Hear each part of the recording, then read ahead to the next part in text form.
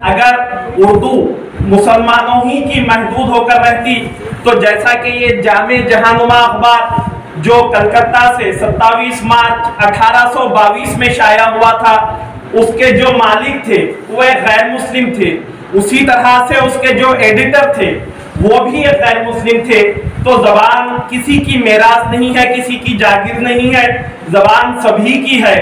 तो इसी तरह से मैं आपको ये बताता चलूं कि जामे जहानुमा जो अखबार 27 मार्च 1822 में शाया हुआ था, तो वो दरअसल एक फारसी अखबार था। मुख्तार अहमद साहब गालिबन जानते होंगे कि वो फारसी अखबार था और उसमें एक सफ़ा था जो उर्दू में शाया हुआ करता था। तो हम अगर देखें तारीख को उल्टे तो हमें यह मालूम होता है कि मौलाना मोहम्मद अली जौहर जो एक मशहूर मुजाहिद आज़ादी गुजरे हैं, तो उन्होंने कामरेड नाम से एक अखबार जारी किया और उसमें मौलाना मोहम्मद अली जौहर अपने आला पाए के एक सहाफ़ी गुजरे हैं, साथ ही साथ आप एक खतीब बेमिसाल और मुजाहिद आज़ादी भी थे। हुकूमत पर खुलकर तनकीद किया करते थे, हुकूमत की नाकामियों को और हिंदुस्तानियों पर जो जुल्म सितम हो रहा है उसको आप उजागर किया करते थे। तो अंग्रेज हुकूमत ने यह महसूस किया कि इस अखबार पर फौरन ही पाबंदी लगानी चाहिए। तो मौलाना मोहम्मद अली जौहर रहमतुल्लाह अलैह के अखबार पर पाबंदी लगा दी गई। तो फिर हम आगे बढ़े तो मौलाना अबुल कलाम आज़ाद जिनकी उम्र 14 साल थी, सन 1914 में उन्होंने एक अखबार जारी किया जिसका नाम उन्होंने अल-बलाग रखा। तो अल-बलाग बड़ी ही बेबाकी के साथ हिंदुस्तानियों के मसाइल को पेश कर रहा था और हुकूमत की नाकामियों को उजागर कर रहा था। और अंग्रेज हुकूमत सबसे पहले इस अखबार पर पाबंदी लगा दी और इसी तरह से मौलाना अबुल कलाम आज़ाद ने भी खामोशी इख्तियार नहीं की।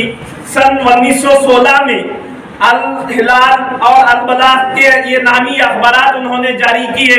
तो बिरादरान मोहतरम, तो अखबारात की इतनी तशहीर हुई, इन अखबारात की हिंदुस्तान भर में जो पजीराई की गई, जो सराहना की गई, तो मौलाना अबुल कलाम आज़ाद को दिल्ली में एक जलसे में बुलाया गया और मौलाना अबुल कलाम आज़ाद उस वक्त बड़ी मुश्किल से 16 साल के थे।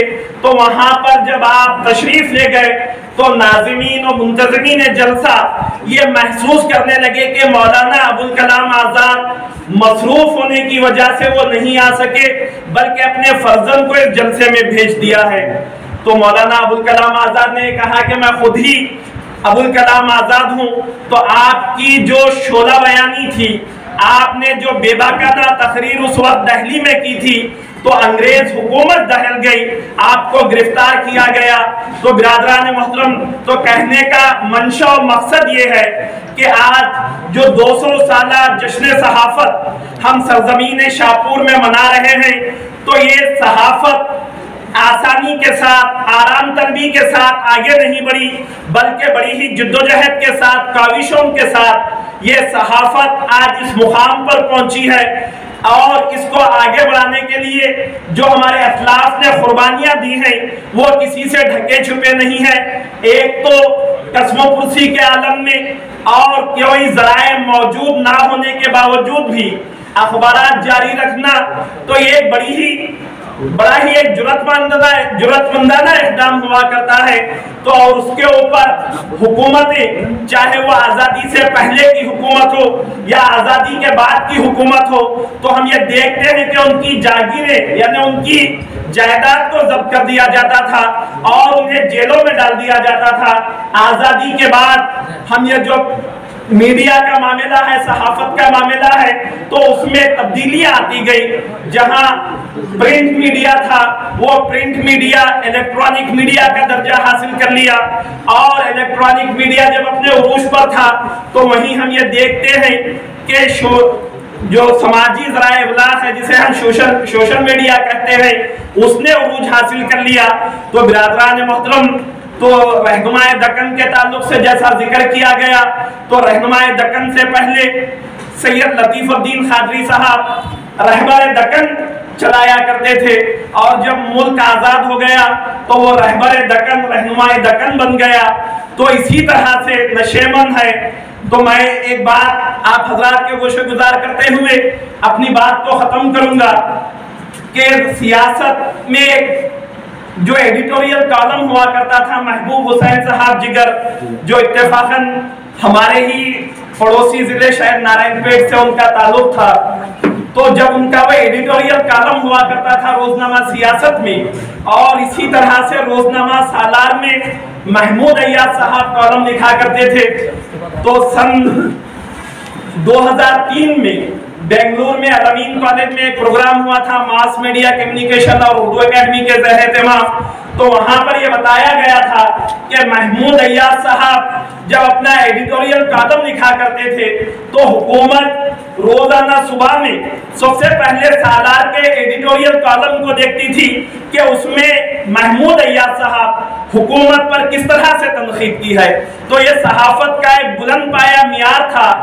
हुकूमत डरा करती थी कि ये सहाफत की वजह से कहीं हुकूमत की बुनियादें दहल ना जाए। मगर आज का जो मामला है, आज जिस सहाफत में हम देख रहे हैं कि सहाफत का मियार पूरा गिर चुका है। आज सहाफत चाहे वो इलेक्ट्रॉनिक मीडिया हो या प्रिंट मीडिया हो, वो हुकूमत की चापलूसी में लगी हुई है। अब तो सहाफत एक जमहूरियत का एक सुतून है।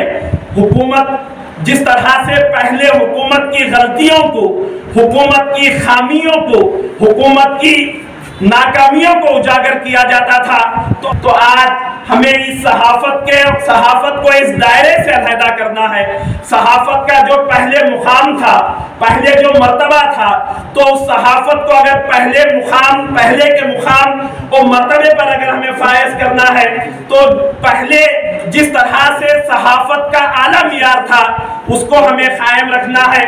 हुकूमत का चौथा सुतून है, अगर एक सुतून कमजोर हो जाए, एक पिलर गिर जाए, तो ये हुकूमत खत्म हो जाएगी, यहाँ से जमहूरियत का खात्मा हो जाएगा।